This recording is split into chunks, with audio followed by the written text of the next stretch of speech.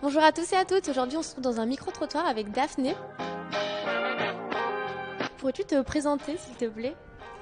Bien sûr, je m'appelle Daphné Moreau, j'ai un podcast qui s'appelle Art de vivre autour du bien-être et du développement personnel et je suis aussi présente sur les réseaux sociaux. J'ai un blog depuis 17 ans et c'est vraiment un super projet supplémentaire, le podcast que j'adore. Très bien, et d'où est venue l'idée et pourquoi ce nom de podcast ? Alors l'idée, c'est parce que moi j'écoutais beaucoup de podcasts, j'adorais ça et du coup j'avais envie moi-même de créer le mien. Et Art de vivre, le nom, ça regroupait un peu pour moi cette idée de créer une vie qu'on a envie de vivre et mettre un peu de l'art, de la magie dedans, dans le sens d'avoir cet art de profiter de la vie un peu. Je sais pas si je suis claire, mais... Et donc... ce concept, est-ce qu'on pourrait en savoir un peu plus ? Et est-ce qu'il a évolué ? Ou c'est toujours le même depuis la création ?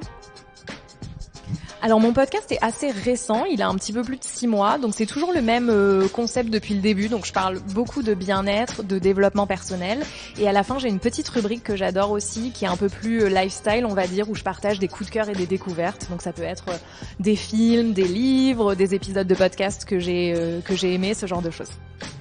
Et justement, nous, on est un podcast étudiant. Est-ce que vous auriez des conseils à des étudiants en période d'examen, de stress ? Oui, tout à fait. Alors je pense que la santé mentale, c'est hyper important. Quand on est étudiant aussi, parce que je sais que c'est une période où il y a beaucoup d'enjeux, beaucoup de stress. Donc prendre soin de soi, c'est vraiment important et c'est pas le truc qu'on fait en plus quand on a du temps. Pour moi, ça doit faire partie de sa stratégie pour vraiment se sentir bien.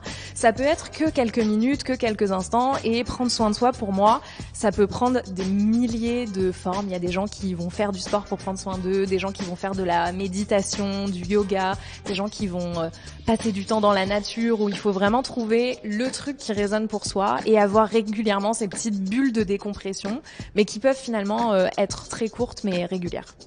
Ok, ben merci beaucoup, c'est très enrichissant.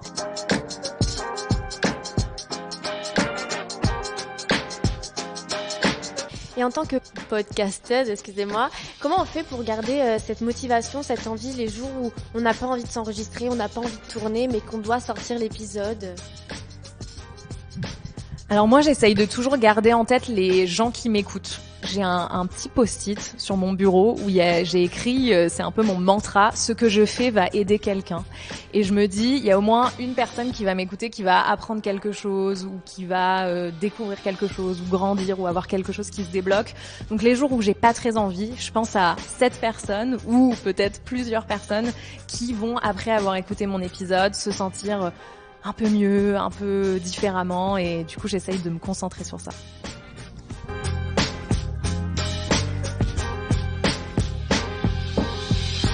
Et donc pour vous, le podcast, de quelle manière il est vraiment utile à titre professionnel ?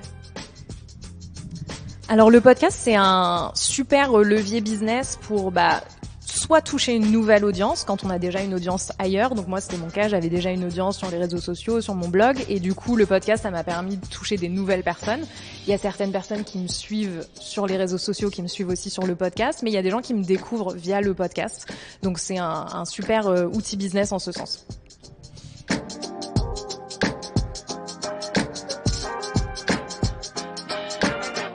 Justement, ton podcast, comment tu communiques pour entretenir cette relation avec ton public, ceux qui t'écoutent ? Alors, j'ai vraiment créé un rendez-vous, donc je publie un épisode tous les jeudis, toutes les 2 semaines. Donc les gens savent que tous les jeudis, toutes les 2 semaines, il y aura un nouvel épisode sur leur plateforme. Donc ce côté rendez-vous, ça crée finalement un lien.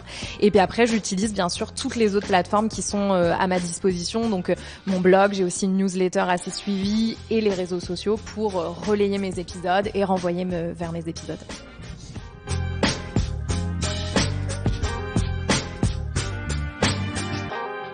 Donc pour revenir sur les étudiants, si tu devais donner un conseil, peu importe la sphère privée, professionnelle, lequel ce serait ? Vraiment un seul.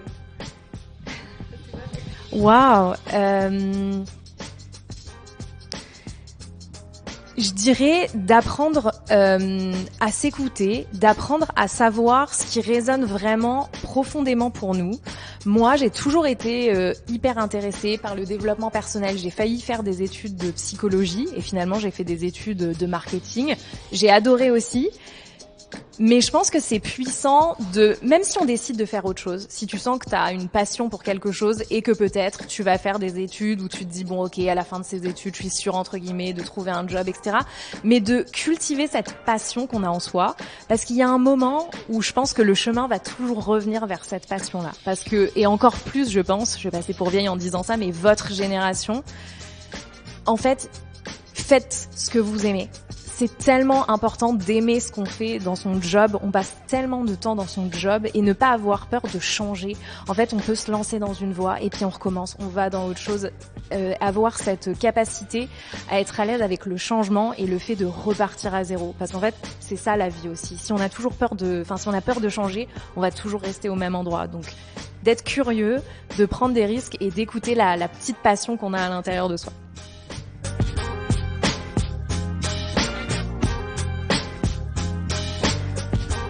Question totalement improvisée, mais justement comment on trouve ce qu'on aime, cette petite passion qu'on a en nous. Souvent on la trouve pas tout de suite, on a l'impression qu'on aime tout et rien à la fois. Donc comment on trouve ce truc qui vraiment nous anime ?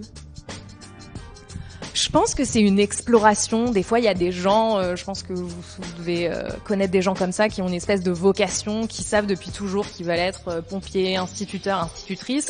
Mais pour la majorité d'entre nous, comme tu disais, on est intéressé par plein de choses, on sait pas trop. Et du coup, pour moi, ça fait partie de la connaissance de soi, de l'apprentissage, d'aller justement un peu creuser vers ces différents terrains qui nous intéressent, de voir ce qui résonne le plus et de pas se mettre dans une case aussi. On a le droit d'avoir plusieurs passions.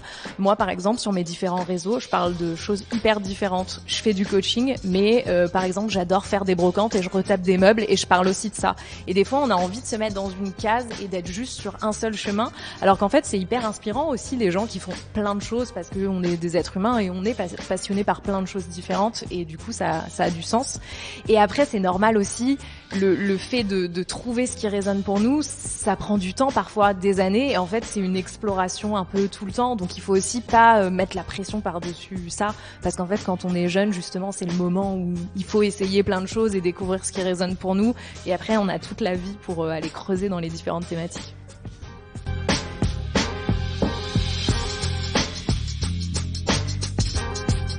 Justement, tu as parlé de ce que tu faisais sur les réseaux sociaux. Est-ce que tu as une stratégie spécifique pour tes réseaux sociaux avec l'expérience que tu as acquise, ou justement ta stratégie c'est juste faire ce que tu aimes et si ça plaît tant mieux, sinon tant pis? Ouais, ma stratégie c'est un peu faire ce que j'aime et puis qui même me suivent littéralement.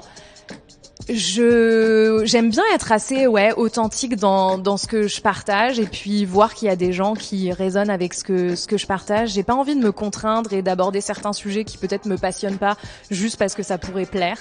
Je l'ai fait quelques fois en testant des choses et en fait je trouve qu'à partir du moment où ça résonne pas pour nous, c'est hyper difficile d'être authentique et d'embarquer les gens avec soi. Donc je préfère parler à peut-être moins de gens mais qui résonnent vraiment avec ce que je transmets que de parler à plus de gens parce que je vais faire un truc viral ou que tout le monde aime ou dont tout le monde parle en ce moment.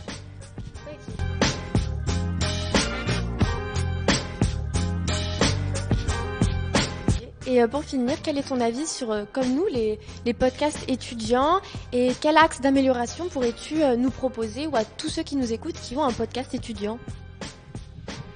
Eh ben, je trouve ça génial le podcast étudiant. C'est hyper inspirant et franchement, vous êtes tous trop chouettes et trop sympas, donc bravo, c'était un plaisir de vous rencontrer.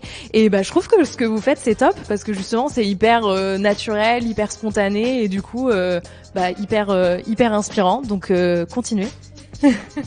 On a fini, merci beaucoup, c'était vraiment trop bien et on espère vous revoir très vite. Avec plaisir. C'est bon, merci.